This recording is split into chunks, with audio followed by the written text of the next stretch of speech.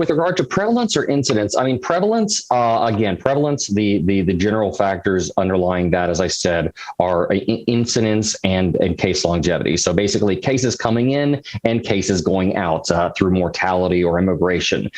We accounted for immigration in our sample. So largely what we're looking at is essentially incidence through new diagnosis and symptom onset, and then the cases going out through mortality. And so we're seeing an increasing incidence and a decreasing mortality, which means more prevalence. Underlying the increasing incidence, however, we're not sure. We make comments to this that potentially there could be basically because MS is a condition that typically is onset in early adulthood, but the factors underlying MS risk go back to early childhood, or even prior to that into what the maternal and paternal exposures and behaviors were.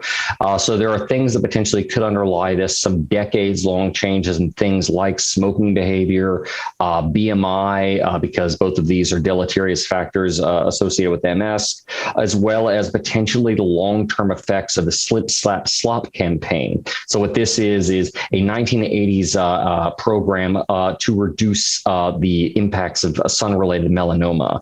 So basically slip-slap-slop, so put on sunscreen and trying to avoid significant sun exposure. And while this has had a happy and felicitous impact on reducing, to some extent, melanoma-related mortality, it may have also had an impact on increasing vitamin D deficiency, particularly in women if they're gestating children in utero. It has been suggested, and there's some evidence to suggest that vitamin D deficiency among women while they're gestating children could have a negative effect upon their subsequent autoimmune risk in the children that they were gestating, I should say.